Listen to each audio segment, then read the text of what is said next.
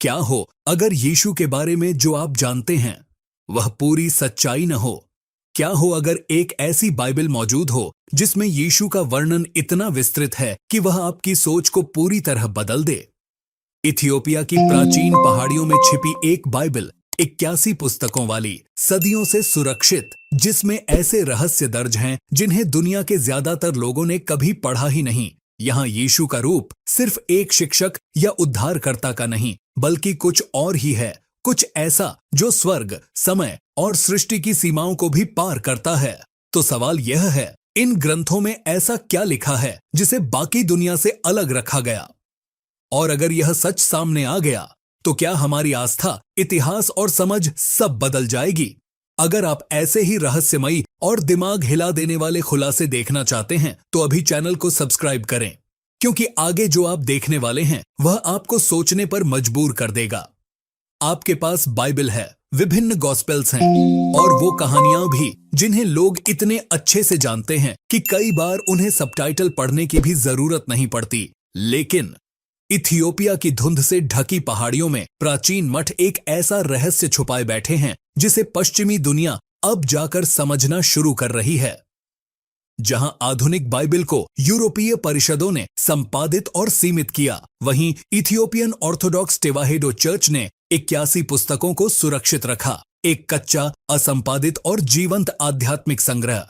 यह सिर्फ एक अलग किताब नहीं है, ये एक बिल्कुल अलग यीशु है। निषिद्ध भविष्यवाणियों से लेकर ऐसे वर्णनों तक जो सदियों की कला को चुनौती देते हैं, इथियोपियाई बाइबल मसीहा की एक बेहद अलग और शक्तिशाली तस्वीर पेश करती है। तो क्या यीशु सच में उससे कहीं अलग है जितना हम अब तक जानते आए हैं? प्राचीन यीशु पश्चिमी बाइबल, जिसे हम जानते हैं, 66 पुस्तकों का एक संग्रह है जो सदियों की चर्चाओं और निर्णयों के बाद तय हुआ। यह एक चुनी हुई लाइब्रेरी है, लेकिन अफ्रीका के इस क्षेत्र में कैनन कभी बंद नहीं हुआ। इथियोपियाई बाइबल में 81 पुस्तकें हैं, एक विशाल संग्रह जो किंग जेम्स बाइबल को भी छोटा बना देता है।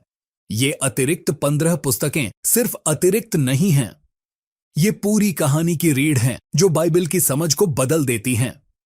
81 पुस्तकों का रहस्य जब पश्चिमी परिषदें यह तय कर रही थीं कि कौन सी पुस्तकें बहुत खतरनाक हैं, उसी समय अक्सुम जैसे पवित्र स्थानों में इथियोपियाई विद्वान उन ग्रंथों को बचा रहे थे जो यीशु के जीवन की खोई हुई कड़ियां हो सकते थे।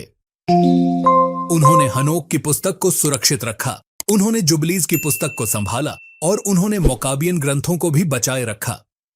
ये सिर्फ अतिरिक्त किताबें नहीं हैं, ये उस सोच की नींव हैं जिससे मसीहा को समझा जाता है। हनोक एक ब्रह्मांडीय रहस्य, बाकी दुनिया के लिए हनोक एक रहस्यमयी नाम था जो आया और चला गया, लेकिन यहां वह एक विशाल ब्रह्मांडीय कहानी का केंद्र है। वह मनुष्य के पुत्र को देखता है जो सृष्टि से पहले ही महिमा के सिंहासन पर बैठा है। यह सिर्फ एक विवरण नहीं, यह पूरी सोच को हिला देने वाला सच है। यह यीशु को सिर्फ इतिहास का व्यक्ति नहीं, बल्कि एक पहले से मौजूद ब्रह्मांडीय शक्ति के रूप में दिखाता है। जुबलीज, समय और सृष्टि का रहस्य। जुबलीज की पुस्तक सृष्टि और मानव इतिहास का विस्तार से वर्णन करती है। यह एक ऐसी दुनिया दिखाती है जहां आध्यात्मिक और भौतिक वास्तविकता लगातार एक दूसरे से जुड़ी रहती है। इस नजरिए में यीशु के चमत्कार प्रकृति के नियम तोड़ना नहीं है, बल्कि एक खोई हुई सच्चाई को वापस लाना है। एक अलग और गहरा यीशु इन ग्रंथों को सुरक्षित रखकर इथियोपियाई परंपरा ने एक ऐसा यीशु बचाया है जो अधिक रहस्यमयी, अधिक प्राचीन और अधिक शक्तिशाली है।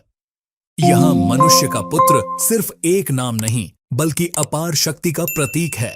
यह सिर्फ एक लंबी किताब नहीं, बल्कि एक गहरी दृष्टि है। क्या यही असली रूप है? अब सवाल यह है, क्या ये विस्तृत ग्रंथ हमें यह भी बता सकते हैं कि यीशु वास्तव में कैसे थे? ब्रह्मांडीय यीशु दशकों से मेल जिब्सन बाइबल सिनेमा का एक बड़ा नाम रहे हैं। उनकी फिल्म एद पैशन ऑफ द क्राइस्ट ने दुनिया को यीशु की कहानी का एक कड़ा और वास्तविक रूप दिखाया। लेकिन अब वह कहानी भौतिक दुनिया से आगे बढ़ रही है। एक नई दिशा पश्चिम में यीशु को अक्सर एक शांत शिक्षक के रूप में देखा जाता है, लेकिन इथियोपियाई ग्रंथों में वह एक ब्रह्मांडीय शासक हैं। जो 7 स्वर्गों की परतों से गुजरते हैं, हर स्तर पर अपना रूप बदलते हैं और अंधकार की शक्तियों पर विजय प्राप्त करते हैं। अंतिम सच यह सिर्फ एक अलग कहानी नहीं है, यह एक ऐसा दृष्टिकोण है जो हमारी पूरी समझ को बदल सकता है। शायद इसीलिए ये ग्रंथ सदियों तक छिपे रहे, क्योंकि अगर यह सच सामने आ गया तो यह सिर्फ इतिहास नहीं बदलेगा, यह हमारी आस्था, हमारी सोच और हमारी वास्तविकता को भी बदल देगा। उन्होंने मसीह का कोई छोटा, सीमित या कमजोर रूप नहीं चाहा। वे उस मसीह को चाहते थे जो दुष्ट शक्तियों को भयभीत कर दे और स्वर्ग के प्रकाशमान लोकों पर भी अधिकार रखे।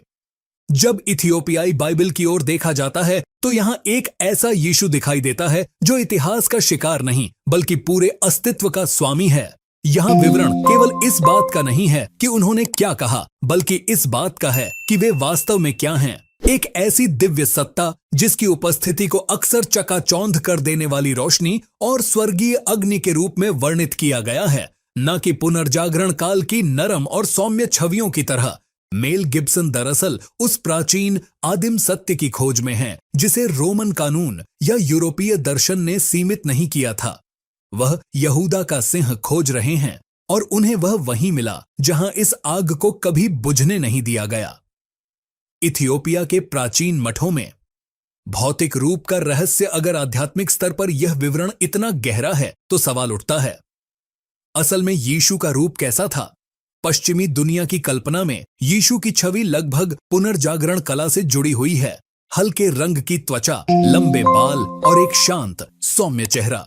लेकिन इथियोपियाई परंपरा एक बिल्कुल अलग चित्र प्रस्तुत करती है। यहां यीशु को एक ऐसे व्यक्ति के रूप में दर्शाया गया है जिसकी त्वचा सूर्य से तपकर गहरी हो चुकी है, जो मध्य पूर्व और अफ्रीका की कठोर भूमि से जुड़ा हुआ है। प्राचीन ग्रंथों में उनका वर्णन इस तरह मिलता है, बाल ऊन जैसे और त्वचा चमकते कांस्य जैसी। ये विवरण प्रकाशित वाक्य की पुस्तक में भी झलकते हैं, लेकिन अक्सर पश्चिमी व्याख्याओं में इन्हें अनदेखा कर दिया जाता है। इथियोपियाई परंपरा के अनुसार यीशु केवल एक उपदेशक नहीं थे, वे धरती और दिव्यता के बीच एक जीवित सेतु थे। उनकी छवि एक मजबूत, कठोर व्यक्ति की है जिसने यहूदिया की पथरीली जमीन पर चलकर जीवन जिया, जिसकी आंखों में एक जलती हुई अग्नि थी जो केवल करुणा नहीं बल्कि शक्ति और अधिकार भी दर्शाती थी। वंश और विरासत यह परंपरा केवल रूप तक सीमित नहीं है बल्कि वंश तक भी जाती है। केब्रा नगस्त के अनुसार राजा सुलेमान और शेबा की रानी के माध्यम से यह वंश इथियोपिया तक पहुंचता है। यह केवल एक कहानी नहीं बल्कि इथियोपियाई विश्वास की नींव है। इस दृष्टिकोण में यीशु एक वैश्विक राजा हैं जिनका संबंध केवल एक क्षेत्र से नहीं बल्कि पूरी दुनिया से है। प्राचीन पांडुलिपियों का रहस्य अब बात करते हैं उन वास्तविक प्रमाणों की जो इस परंपरा को जीवित रखते हैं। अब्बा गरिमा सुसमाचार दुनिया की सबसे प्राचीन ईसाई चित्रित पुस्तकों में से एक मानी जाती हैं। कार्बन डेटिंग के अनुसार इनकी तिथि लगभग 330 से 650 ईस्वी के बीच की है। जब दुनिया के कई हिस्सों में पुस्तकालय जलाए जा रहे थे और ज्ञान नष्ट हो रहा था, तब इथियोपिया के मठों में इन पांडुलिपियों को सुरक्षित रखा जा रहा था। सदियों तक इन सुनहरे पन्नों को पत्थर की दीवारों के भीतर संभाल कर रखा गया।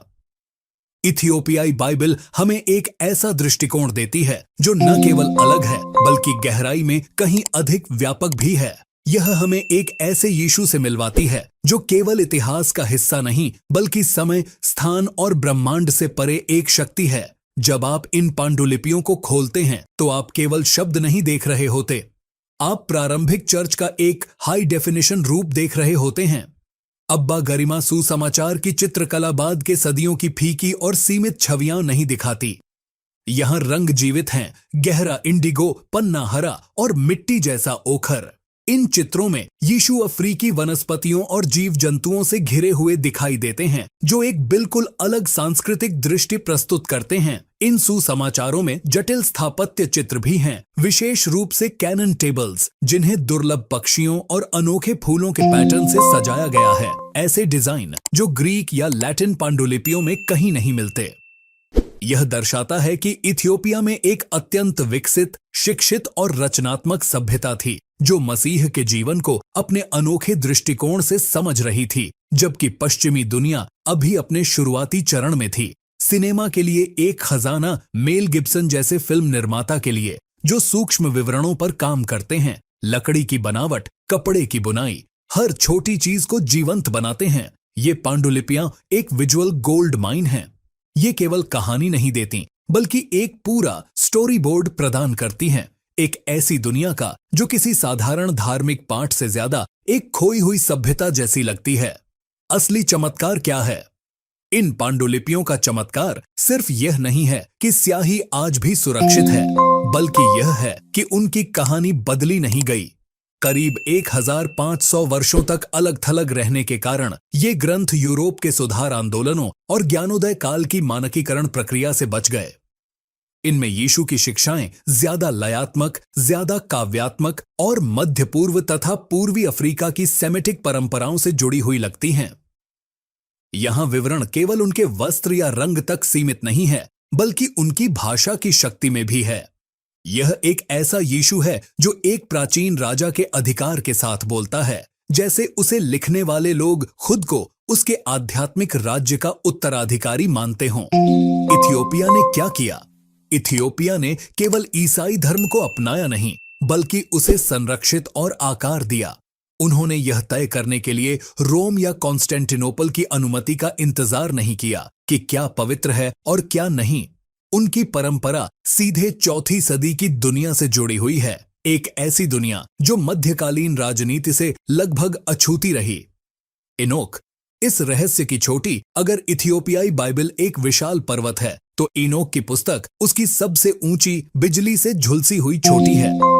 जहां बाकी दुनिया के लिए इनोक केवल एक रहस्यमय पात्र है, वहीं इथियोपियाई परंपरा में वह पूरी कहानी की नींव है। यह कथा शुरू होती है बेतलेहेम के एक चरणी से नहीं, बल्कि स्वर्गीय न्यायालयों से। वॉचर्स और ब्रह्मांडीय युद्ध इनोक की पुस्तक वॉचर्स नामक स्वर्गदूतों का वर्णन करती है, जो स्वर्ग से गिरकर पृथ्वी पर आए और मानवता को युद्ध, जादू और अन्य रहस्यों की शिक्षा दी। इससे कहानी एक साधारण धार्मिक कथा नहीं रहती, बल्कि एक कॉस्मिक थ्रिलर बन जाती है। इस दृष्टिकोण में यीशु केवल पापों को क्षमा करने नहीं आते, वे एक ऐसी दुनिया को ठीक करने आते हैं जो विद्रोही शक्तियों द्वारा बिगाड़ी जा चुकी है। मनुष्य का पुत्र का असली अर्थ इस परंपरा में मनुष्य का पुत्र कोई साधारण उपाधि नहीं है, यह सर्वोच्च न्यायिक शक्ति का प्रतीक है, एक ऐसा व्यक्तित्व जो अंतिम न्याय करेगा। एनोख के दर्शन में यह चुना हुआ प्राचीन काल का परमेश्वर के साथ बैठा दिखाई देता है, जिसकी उपस्थिति से तारे तक कांप उठते हैं। यीशु एक ब्रह्मांडीय योद्धा। इस परंपरा में यीशु केवल एक शिक्षक नहीं हैं, वे एक कॉस्मिक एक्सॉर्सिस्ट हैं, एक ऐसा शक्तिशाली अस्तित्व जो गिरी हुई शक्तियों को परास्त करने आया है। वे वही हैं जो वॉचर्स और उनके वंशजों द्वारा किए गए विनाश को समाप्त करते हैं। निष्कर्ष एनोक को शामिल करके इथियोपियाई बाइबल यीशु की कहानी को पूरी तरह बदल देती है। यह हमें बताती है दुनिया क्यों टूटी हुई है और उसे ठीक करने के लिए एक दिव्य हस्तक्षेप क्यों आवश्यक था। यह केवल एक धार्मिक कथा नहीं है, यह एक ब्रह्मांडीय युद्ध की कहानी है, जहां दांव केवल एक व्यक्ति की आत्मा नहीं बल्कि पूरे सृष्टि की मुक्ति है। आत्मा बनाम व्यवस्था। अब हम उस उपस्थिति को समझना शुरू करते हैं जो इन पन्नों में जैसे जीवित है, एक अदृश्य शक्ति जो हर शब्द के पीछे छिपी हुई है, और इस रहस्य के केंद्र में है वाचा का संदूक। पश्चिमी दुनिया में यह संदूक अक्सर एक पुरानी कहानी या किसी फिल्म की वस्तु जैसा लगता है, लेकिन इथियोपिया में यह केवल एक कहानी नहीं बल्कि एक जीवित वास्तविकता है, जिसके बारे में माना जाता है कि यह अक्सुम का चैपल ऑफ द टैबलेट में सुरक्षित है। एकता की आस्था। इथियोपियाई चर्च खुद को तवहेदो कहता है, एक शब्द जिसका अर्थ है एकीकृत या एक में जुड़ा हुआ। यह केवल मसीह के स्वरूप के बारे में विश्वास नहीं दर्शाता, बल्कि यह भी बताता है कि वे बाइबल को कैसे देखते हैं। जहां पश्चिमी परंपरा पुराने नियम के कठोर ईश्वर और नए नियम के दयालु यीशु के बीच एक स्पष्ट अंतर खींचती है, वहीं इथियोपियाई दृष्टिकोण में दोनों एक ही धड़कन के दो रूप हैं। यहाँ यीशु व्यवस्था को समाप्त करने नहीं आए, बल्कि उसे प्रकाश में ढालने आए। संघर्ष और शुद्धता मकाबी की पुस्तक इथियोपियाई संस्करण इस बाइबल का एक महत्वपूर्ण हिस्सा है, लेकिन ये पश्चिमी अपोक्रिफा से अलग हैं। ये ग्रंथ बताते हैं कैसे विश्वास को बचाने के लिए खून से सना संघर्ष करना पड़ा। इस दृष्टिकोण से जब आप सुसमाचार पढ़ते हैं तो यीशु केवल एक शांत सुधारक नहीं लगते, बल्कि अंतिम रक्षक के रूप में उभरते हैं, सच्ची व्यवस्था के योद्धा। पवित्रता की शक्ति इथियोपियाई परंपरा में पवित्रता केवल एक भावना नहीं है, यह एक शक्ति है, लगभग खतरनाक ऊर्जा। केब्रा नगस्त में ईश्वर की महिमा को कबोध कहा गया है, एक ऐसा भार जो अयोग्य व्यक्ति को नष्ट भी कर सकता है। यीशु जीवित संदूक इसी समझ के अनुसार यीशु को जीवित संदूक माना जाता है। जैसे पहले संदूक में व्यवस्था की पट्टिकाएं थीं, वैसे ही यीशु का शरीर ईश्वर की अनंत अग्नि को धारण करता है। यह कोई प्रतीक मात्र नहीं, बल्कि एक जीवित वास्तविकता है। अनुभव की आस्था इथियोपियाई पूजा पद्धति इसलिए इतनी जीवंत है। मंत्रोच्चार, ढोल की गूंज और लय में झूमते हुए लोग, यह सब एक ऐसे ईश्वर के प्रति प्रतिक्रिया है जो केवल विचार नहीं, बल्कि उपस्थित शक्ति है। जब मेल गिब्सन अपनी फिल्मों में ईश्वर की भौतिक उपस्थिति दिखाते हैं, जैसे खून का पत्थर पर गिरना या धरती का कांपना, तो वे इसी गहरी परंपरा को छूते हैं। एक अलग तरह की आस्था यह वह ईसाई धर्म है जो यूरोपीय दर्शन से सीमित नहीं हुआ और न ही आधुनिक राजनीति से प्रभावित। यह आस्था है संदूक की, वेदी की और उस पवित्र अग्नि की जो आज भी जीवित है। इतिहास के ऐसे ही चौंकाने वाले और रहस्यमयी सच जानने के लिए अभी चैनल को सब्सक्राइब करें, क्योंकि जो सच छुपाया गया है वही सबसे बड़ा सच होता है।